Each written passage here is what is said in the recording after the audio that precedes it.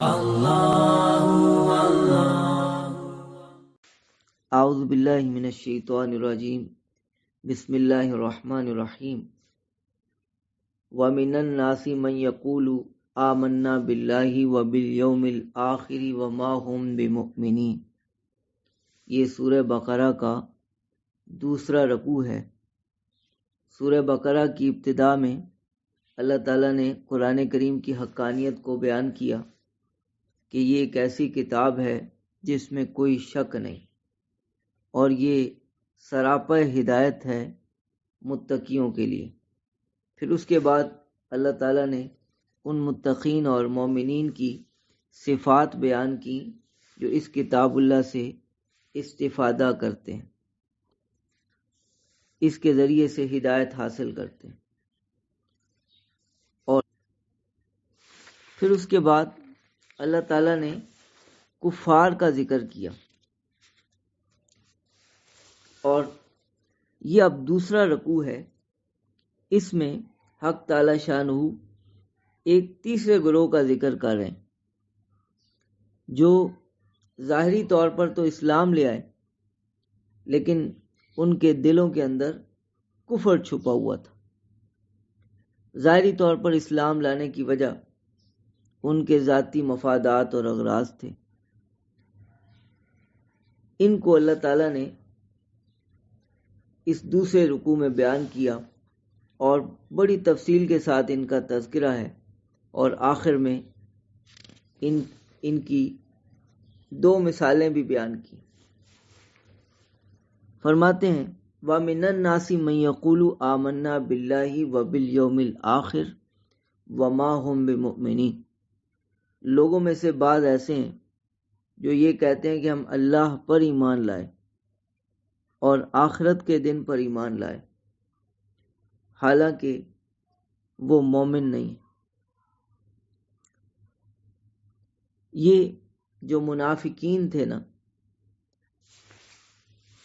ظاہری طور پر اسلام کا کلمہ پڑھ لیتے اور یہ اقرار کرتے کہ جی ہم اللہ پر ایمان لائے ہیں اور آخرت پر ایمان لائے، دلوں کے اندر ایمان نہیں ہوتا تھا۔ اور یہ منافقین جو تھے یہ عام طور پہ وہ لوگ تھے جو کہ یہود کے ساتھ تعلق رکھتے تھے، اہل کتاب میں سے تھے، ذاتی مفادات کی وجہ سے، اغراض کی وجہ سے ظاہری طور پہ اسلام لے آئے۔ انہوں نے یہاں پر یہ کہا آمنا باللہ وبالیوم الآخر، ہم اللہ پر ایمان لائے اور آخرت کے دن پر ایمان لائے۔ رسول کا ذکر نہیں کیا، کیونکہ رسول پر ایمان نہیں رکھتے تھے۔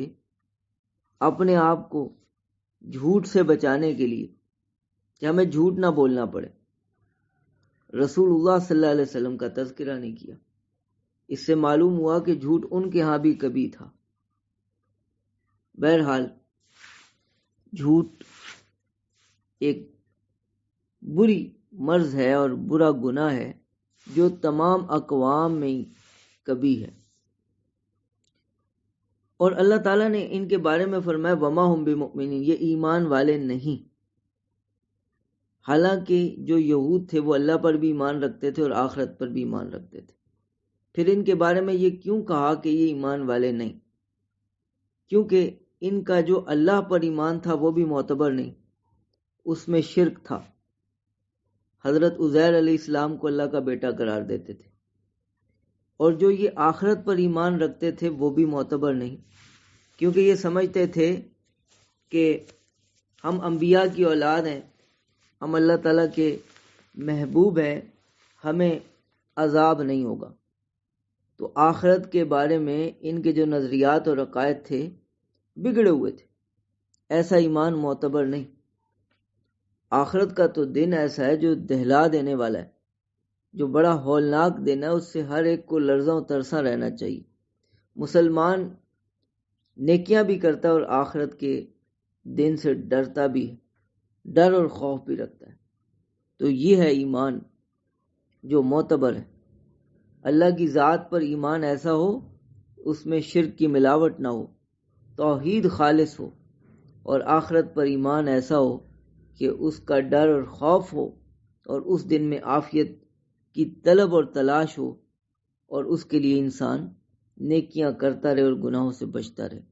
لیکن ان اہل کتاب کا ایمان نہ اللہ پر کامل تھا اور نہ آخرت کے دن پر، اس لیے اللہ تعالیٰ نے فرمایا وما ہم بمؤمنین، یہ ایمان رکھتا ہی نہیں، کیونکہ اگر آخرت پر ایمان رکھتے ہوتے تو ضرور اللہ کی آخری کتاب پر ایمان لے آتے، تو ضرور رسول اللہ صلی اللہ علیہ وسلم پر ایمان لے آتے، کیونکہ ان پر حق بالکل واضح ہو چکا ہے۔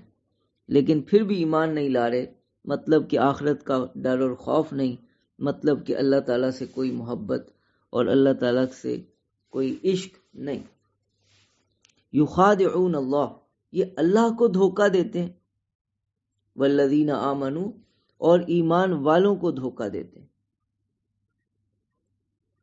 تو اللہ تعالیٰ نے اپنے حبیب صلی اللہ علیہ وسلم کو اور آپ کے پیروکاروں کو جو مومنین تھے ان کو دھوکہ دینے کو تعبیر کیا ہے ان کلمات کے ساتھ کہ یہ اللہ کو دھوکہ دے رہے۔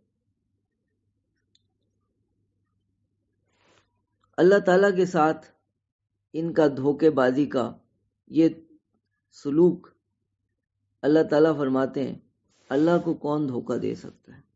وما یخدعون الا انفسهم، یہ اپنے آپ کو ہی دھوکہ دے رہے ہیں۔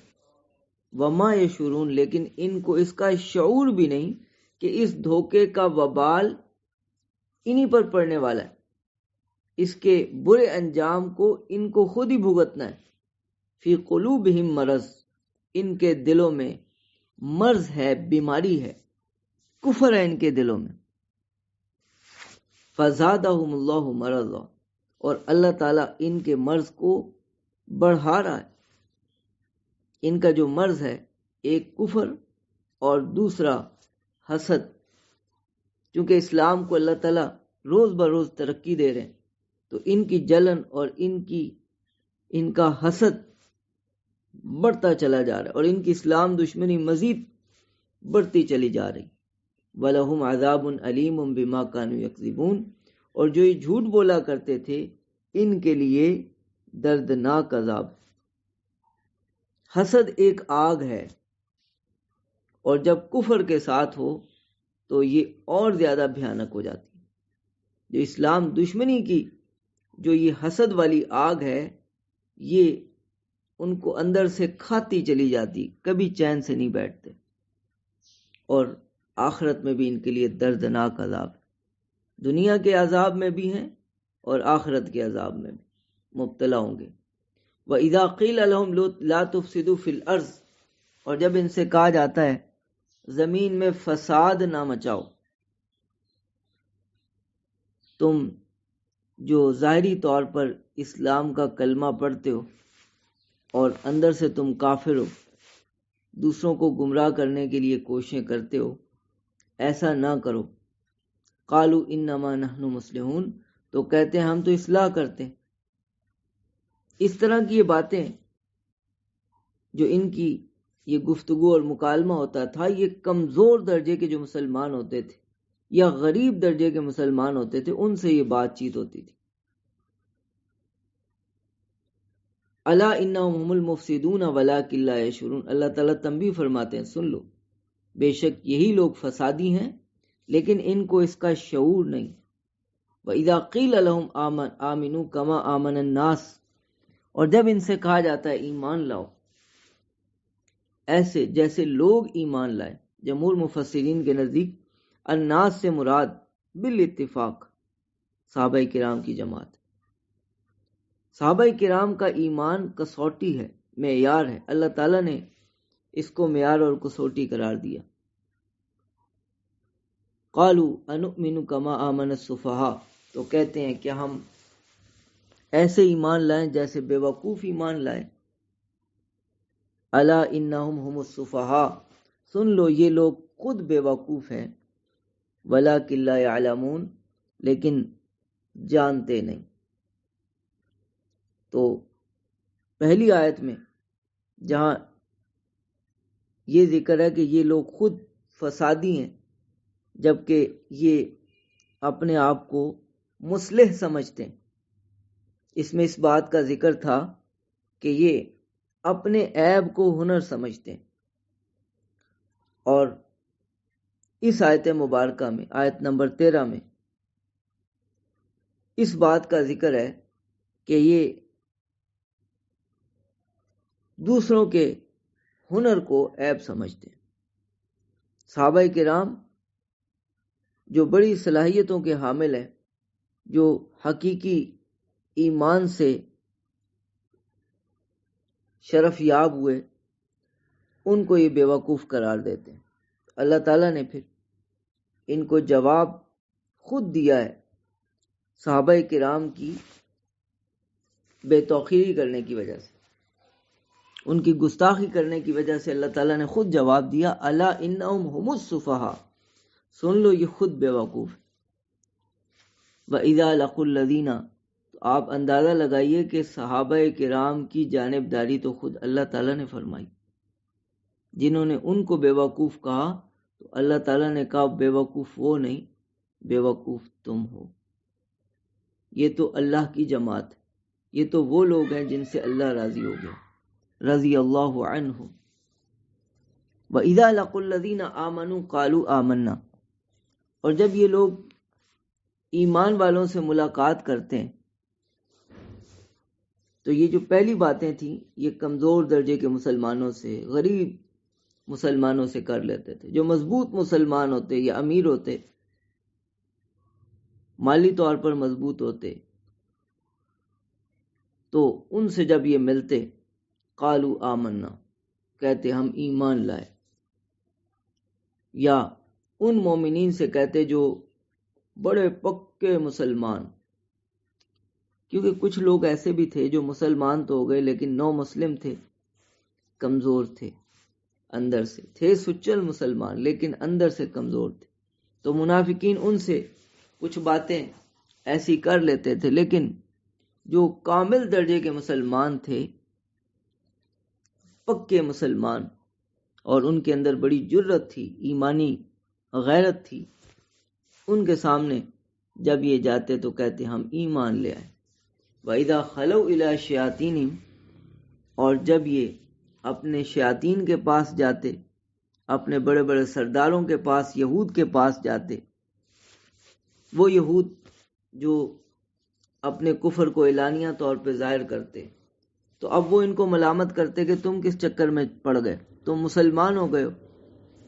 قالو، تو یہ ان سے کہتے انا معکم، ہم تمہارے ساتھ، انما نحن مستہزئون، ہم تو مسلمانوں کے ساتھ ہنسی مذاق کرتے ہیں۔ اللہ یستہزئ بہم، اللہ تعالیٰ فرماتے ہیں کہ اللہ تعالیٰ ان کے ساتھ ہنسی کرتا ہے، اللہ تعالیٰ ان کے ساتھ مذاق کرتا ہے۔ وَيَمُدُّهُمْ فِي طُغْيَانِهِمْ يَعْمَهُونَ، اور ان کو ڈھیل دیتا ہے، یہ اپنی سرکشی میں سرگرداں ہیں، مصروف ہیں۔ اللہ تعالیٰ ان کو ڈھیل دیتا ہے اور یہ مزید جرائم کرتے ہیں، اور ان کے جرائم اور گناہ اور سنگین ہوتے چلے جاتے ہیں، یہ عذاب کے اور مستحق ہوتے چلے جاتے ہیں، پھر اللہ تعالیٰ اچانک سے ان کو پکڑ لیتے ہیں۔ تو یہ اللہ تعالیٰ کی طرف سے ان کے ساتھ استہزاء کا معاملہ، یہ اللہ کے ساتھ، مسلمانوں کے ساتھ مذاق کرتے ہیں، اللہ تعالیٰ ان کے ساتھ مذاق کرتا ہے۔ اللہ تعالیٰ تو مذاق کرنے سے پاک ہے، لیکن یہ مشاکلتاً، کیونکہ ان کے استہزاء کے مقابلے میں اللہ تعالیٰ نے اپنے اس معاملے کو ذکر کیا کہ اللہ ان کو ڈھیل دیتا ہے، اس لیے اس کو استہزاء کے لفظ سے تعبیر کیا گیا۔ اولئک الذین اشتروا الضلالۃ بالہدی، یہ وہ لوگ ہیں جنہوں نے گمراہی کو ہدایت کے بدلے میں خرید لیا۔ فما ربحت تجارتہم، ان کی تجارت نفع مند نہ ہوئی، نفع بخش نہ ہوئی، کہ ہدایت جیسی قیمتی چیز کو دے کر انہوں نے گمراہی کو خرید لیا۔ وما کانوا مہتدین، اور یہ راہ یاب نہ ہوئے، یہ کوئی عقل مند ثابت نہ ہوئے۔ مثلهم كمثل الذي استوقد نارا فلما اضاءت ما حوله ذهب الله بنورهم وتركهم في ظلمات لا يبصرون۔ آگے اللہ تعالیٰ نے ان منافقین کی دو مثالیں بیان کی ہیں۔ پہلی مثال ان منافقوں کے لیے ہے جو کہ اندر سے کفر میں پکے تھے اور انہیں ایمان کی بالکل طلب نہیں تھی اور ایمان لانے کی سوچتے بھی نہیں تھے، بس اپنے ذاتی مقاصد اور مفادات کے لیے اسلام کو ظاہری طور پر اختیار کیا، لیکن اندر سے پورے کافر۔ کوئی سوچ بھی نہیں آتی تھی کہ اسلام ایک سچا مذہب ہے۔ اگرچہ جب ابتدا میں اسلام کی طرف آئے تو اسلام کی روشنی کو دیکھا اور اسلام کی حقانیت کو دیکھا، لیکن پھر بھی گمراہی کی طرف چلے گئے ذاتی اغراض کی وجہ سے۔ تو پہلے ان کی مثال اللہ تعالیٰ نے بیان کی، اور دوسری مثال ان منافقین کی ہے جن کو وقتاً فوقتاً تردد ہوتا رہتا ہے، کبھی کفر کی طرف چلے گئے، کبھی اسلام کو قریب سے دیکھا اور اسلام کی طرف میلان ہوا، پھر ان کی طرف مفادات کو دیکھا تو پھر دوبارہ واپس پیچھے ہٹ گئے۔ تو اللہ تعالیٰ پہلے ان منافقین کی مثال بیان کرتے ہیں جو اندر سے پکے کافر، مثلہم کمثل الذی استوقد نارا، ان کی مثال ایسے ہے جیسے کسی شخص نے آگ جلائی، ما اضاءت ما حولہ ذہب اللہ بنورہم، جب اللہ تعالیٰ نے اس کے ارد گرد کو روشن کر دیا تو اللہ تعالیٰ اس کے نور کو لے گیا، وَتَرَكَهُمْ فِي ظُلُمَاتٍ لَا يُبْصِرُونَ، اور ان کو تاریکیوں میں چھوڑ دیا کہ یہ دیکھ نہیں سکتے۔ یعنی ان لوگوں کی مثال ان لوگوں کی سی ہے جو اپنے ارد گرد آگ جلائیں اور پھر جب روشنی ہو جائے، روشنی ہونے کے بعد بالکل اللہ تعالیٰ ان کی روشنیوں کو لے جائے، ان کی آگ کو لے جائے اور ان کو تاریکیوں میں چھوڑ دے۔ بالکل اسی طرح سے ان کا معاملہ ہے کہ ان لوگوں نے اسلام کی حقانیت کو دیکھا، اس کو بظاہر قبول کیا، اس کی طرف ان کی توجہ مائل ہوئی، لیکن پھر انہوں نے کفر کو اختیار کر لیا اور بالکل دل کھول کر کفر کو اختیار کیا۔ تو جیسے ان کے پاس جنہوں نے آگ جلائی اور ان کی آگ کو اللہ تعالیٰ لے گئے، کوئی روشنی نہیں بچی، بالکل وہ تاریکیوں میں رہ گئے، یہ بھی اسی طرح سے تاریکیوں میں رہ گئے۔ اور جب انسان تاریکیوں میں رہ جاتا ہے تو اس کے حواس باختہ ہو جاتے ہیں، نہ اس کی سماعت ٹھیک سے کام کرتی ہے اور نہ آنکھیں تو بالکل کام کر ہی نہیں سکتی کیونکہ اندھیرے میں آنکھیں دیکھتی نہیں، اور انسان بولنے سے بھی بوکھلا جاتا ہے۔ تو ایسے ہی ان لوگوں کا حال ہے، صم بکم عمی فہم لا یرجعون، اب یہ بہرے ہیں، گونگے ہیں، اندھے ہیں، اب یہ نہیں لوٹیں گے، کیونکہ جس طرح سے یہ دل کھول کر کفر کر رہے ہیں، انہوں نے اسلام قبول کرنے کی جو صلاحیت تھی، استعداد تھی، اس کو بالکل خود ہی انہوں نے تباہ کر لیا ہے۔ او کصیب من السماء فیہ ظلمات ورعد وبرق، یہ دوسرے منافقین کی مثال ہے جو کبھی اسلام کی طرف مائل ہوتے ہیں اور پھر ذاتی اغراض اور مفادات کو دیکھ کر دوبارہ کفر کی طرف لوٹ جاتے ہیں۔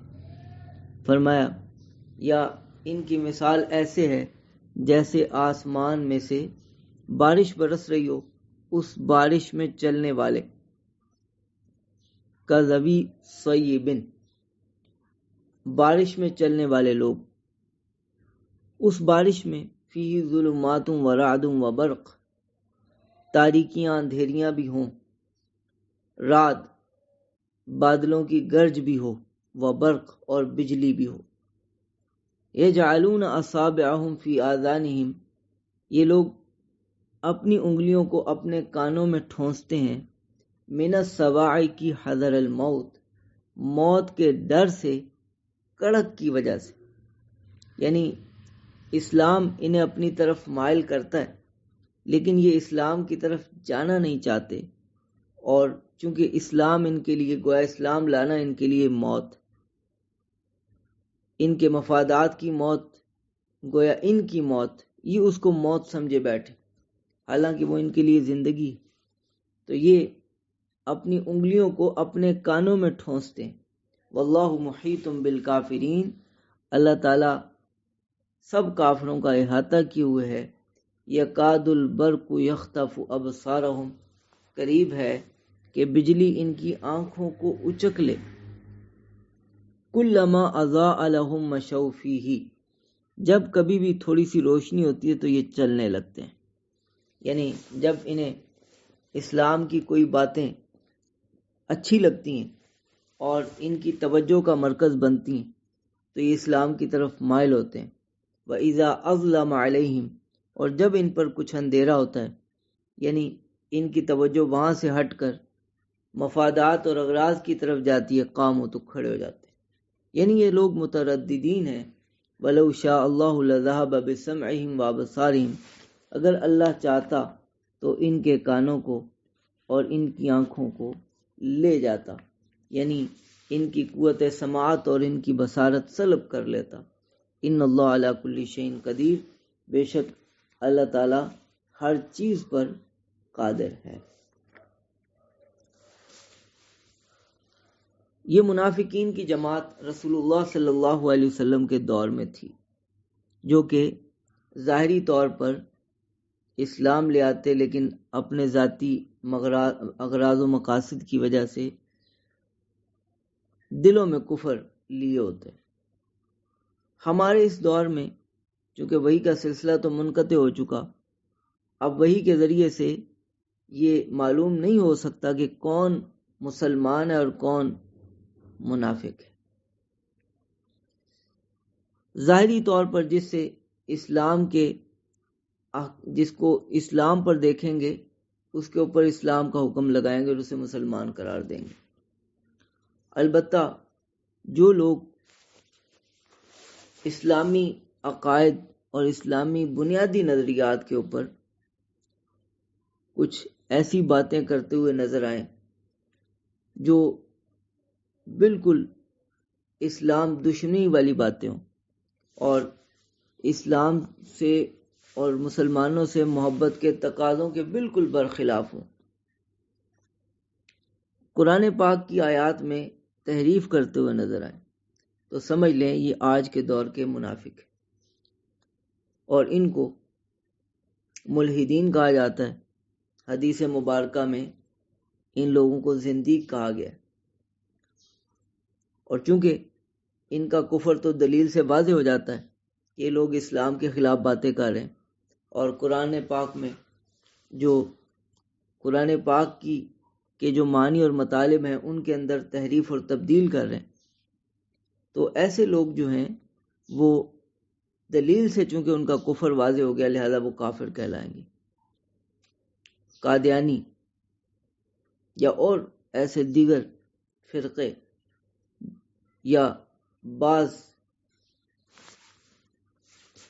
نام نہاد مذہبی سکالر جو قرآن پاک کی غلط تشریحات کرتے ہیں، قرآن پاک کے غلط معنی اور مطالب نکالتے ہیں، یہ سب اسی کیٹیگری سے ہیں۔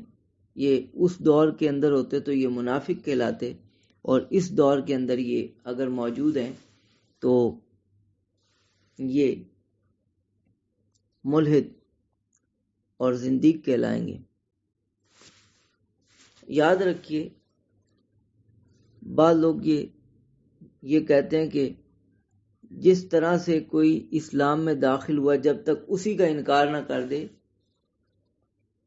یعنی توحید اور آپ صلی اللہ علیہ وسلم کی رسالت، کلمہ شہادتین، جن چیزوں کے ساتھ داخل ہوا ہے ان کا انکار کرے گا تو اسلام سے خارج ہوگا، ایسا نہیں۔ بلکہ اگر کوئی بندہ توحید کا اقرار کرتا ہے، نبی کریم صلی اللہ علیہ وسلم کی رسالت کا اقرار کرتا ہے، لیکن ضروریات دین میں سے کسی ایک کا انکار کر دیتا ہے، قرآن پاک کی کسی ایک آیت کا انکار کر دیتا ہے،